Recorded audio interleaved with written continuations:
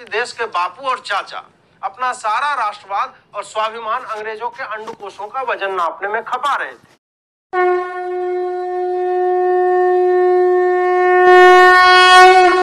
नमस्ते दोस्तों, आप सबका एक बार फिर से स्वागत है आपके अपने YouTube चैनल सत्य सनातन में। हम और आप दुर्भाग्य से एक ऐसे देश में रहते हैं जहां पर देश को गाली देने वालों को प्रेज किया जाता है, लेकिन देश के सामने जो समस्याएं हैं उन पर बात करने वाले लोगों को देशद्रोही बता दिया जाता है। ऐसे लोगों की आज की तारीख में कमी नहीं जो कॉमेडी के नाम पर विदेशों में जाकर के भारत की छवि को नुकसान पहुंचाने का कार्य करते हैं। ये एक ऐसा देश है जहां पर सेना को गाली देना बहुत ज्यादा आसान है, लेकिन एंटोनियो माइनो का सच्चा नाम बताना आपको जेल की हवा खिला सकता है। आप लोग भी जानते हैं कि इस देश में देवी देवताओं और हिंदू आस्थाओं से खिलवाड़ करना बहुत ज्यादा आसान है, लेकिन कोई भी व्यक्ति किसी भी मोमिन के विषय में एक भी बात समीक्षात्मक रूप से नहीं कह सकता, अन्यथा आपके शहर का, आपके प्रदेश का ठीक वैसा ही हाल बना दिया जाएगा जैसा कि कभी के समय में आजाद मैदान का हुआ था और जैसा आजकल अमरावती में चल रहा है। आपको भी पता है कि इस देश में राजनैतिक महत्वाकांक्षाएं इतनी अधिक हैं कि इस्लामिक तुष्टीकरण और लिबरल्स को पालने पोसने और उनको जहरीला बनाने हेतु यहां पर बड़े बड़े प्रपंच और पंचवर्षीय योजनाएं तक चली हैं। आज हम बात कर रहे हैं वीर दास की। वीर दास ने जिन शब्दों में विदेशी भूमि पर जाकर के भारत का अपमान करने का प्रयास किया है उसी के विषय में हम बात करेंगे। लेकिन इससे पहले कि मैं वीडियो में आगे बढ़ूं, आप लोगों को एक खुशखबरी भी देना चाहता हूं। सत्य सनातन परिवार से जुड़े हुए कुछ मित्रों ने FaujiMart.com स्टार्ट किया है, जहां पर अन्य वेबसाइट से भी सस्ते फौजी भाइयों से जुड़े हुए जो प्रोडक्ट्स हैं काफी सस्ते दाम पर मिलते हैं। लिंक डिस्क्रिप्शन में दिया हुआ है, वहां से आप ये सब सामान खरीद सकते हैं। यह जो मैंने पहना हुआ है मैंने खुद FaujiMart से खरीद करके पहना है और मैं चाहता हूं कि जो भी हमारे भाई बहन फौजियों से संबंधित, सेना से संबंधित कपड़े जूते खरीदना चाहते हैं वहां से वो सरलता से तथा अन्यों से सस्ते खरीद सकते हैं। और बात करते हैं वीरदास की। वीरदास ने विदेशी भूमि पर जाकर कहा कि मैं एक ऐसे देश से आता हूं जहां पर दिन में महिलाओं का सम्मान होता है, पूजा होती है, लेकिन रात को उनके साथ में दुष्कर्म होता है।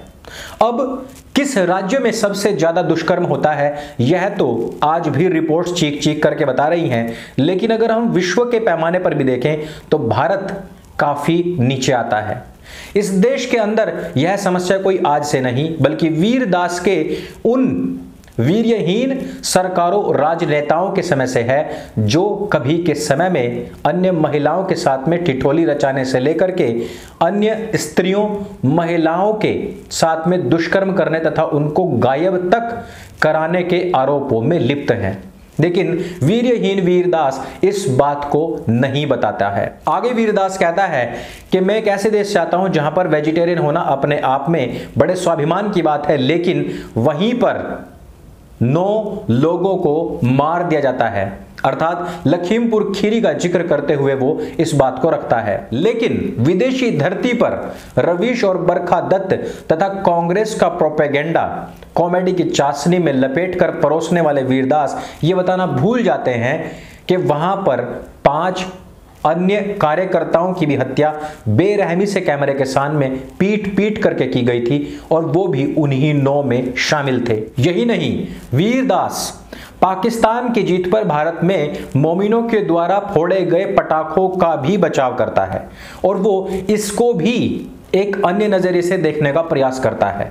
ठीक उसी प्रकार से जिस प्रकार से हमारे देश का विपक्ष, राजनीतिक पार्टियां, खास करके एंटोनियो माइनो और उनका पुत्र राउल विंची कोविड काल के दौरान जिस प्रकार से, जिस नजरिए से गलतफहमियां, अफवाहें फैलाने में सबसे आगे रहा, बरखा दत्त जिस प्रकार से सबसे आगे रही, उसी प्रोपेगेंडा को आगे बढ़ाते हुए वीरदास कहता है कि मैं एक ऐसे देश से आता हूं जहां पर जो पुरुष रिपोर्टर्स हैं वो एक दूसरे को ब्लो जॉब देते हैं बड़े बड़े स्टूडियोज में, जबकि वहां की जो महिलाएं हैं जिनके हाथ में लैपटॉप है वो सीधी सीधी रिपोर्टिंग करते हैं और बताते हैं। क्या बताते हैं? वो सिर्फ यही बताते हैं मेरे मित्रों कि हिंदुओं की कितनी लाशें गिरी और कितनी चिताएं जल रही हैं। जहां पर वो कफन उठा करके दिखाने वाली बरखा दत्त लैपटॉप लेकर के रोड पर बैठी हुई नजर आई होगी आपको उस क्राइसिस के दौरान।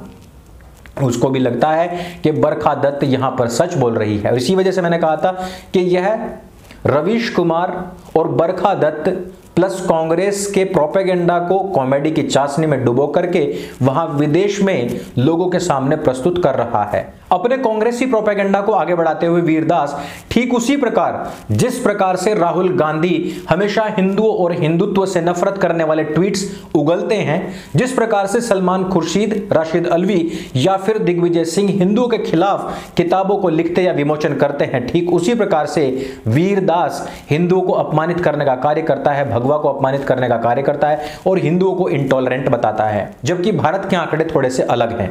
भारत के आंकड़े बताते हैं कि यहां का जो तथाकथित सबसे बड़ा अल्पसंख्यक है, जिसकी आबादी भी 18 से 20% है, आबादी भले ही सबसे कम हो लेकिन गरीबी, भूखमरी, अशिक्षा तथा अंधविश्वास में उनका योगदान सबसे ज्यादा है।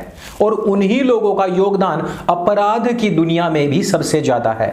उन लोगों ने किस प्रकार से बहुसंख्यकों तथा अपने से गैर मजहबी लोगों की नाक में दम कर रखा है पूरे विश्व के अंदर, इस बात को वीरदास कांग्रेस का चट्टू बताना भूल जाता है। वो ये बात बताना भूल जाता है क्योंकि उसका प्रोपेगेंडा उसको यही कहता है, यही सिखाता है। इनसे भी अलग वीरदास ने बहुत सारा जहर उगला, जितना भी उसको विश्वमन भारत के खिलाफ करना था उसने किया, लेकिन उसकी सपोर्ट में सबसे पहले कौन आया? वही आए जिनकी स्क्रिप्ट वो वहां पर खड़े होकर के पढ़ रहा था, अर्थात कांग्रेसी।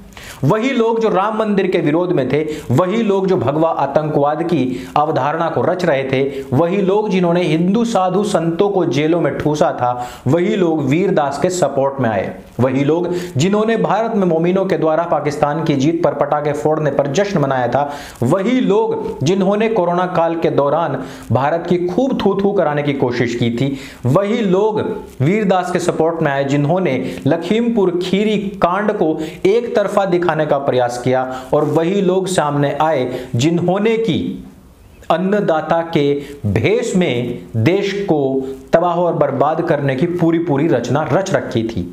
वही कांग्रेसी सपोर्ट में आते हैं। आज एक व्यक्ति कॉमेडी के नाम पर विदेशी धरती पर जाकर भारत को बदनाम करने में लगा हुआ है तो कांग्रेस उसको सपोर्ट कर रही है, लेकिन दूसरी तरफ कंगना रनावत अगर आजादी पर सवाल उठाती है, वो कहती है कि डोमिनियन ऑफ इंडिया क्यों रहा, वो कहती है कि ट्रांसफर ऑफ पावर एग्रीमेंट क्या था, अगर वो कहती है कि भारत का पहला गवर्नर एक विदेशी व्यक्ति क्यों था, तो उसके ऊपर सवाल भी उठते हैं, उससे पद्म पुरस्कार वापस लेने की मांग भी उठती है और उसको देशद्रोही तक कह दिया जाता है। जब इसी बात पर काफी सारे फैक्ट प्रस्तुत करने वाले अजीत भारती सामने आते हैं तो उनकी भी एक छोटी सी क्लिप निकाल करके कांग्रेसी ट्वीट करते हैं और कहते हैं कि किसी जेल में इसके लिए कोई जगह है क्या, सिर्फ इसलिए क्योंकि उसने नेहरू गांधी की समीक्षा कर दी थी। नेहरू गांधी खानदान के चाटुकार आज भी इस देश से ज्यादा महत्व नेहरू गांधी और उनके उन नाती पोतों को देती है जिन्होंने इस देश को लूट करके खा लिया है।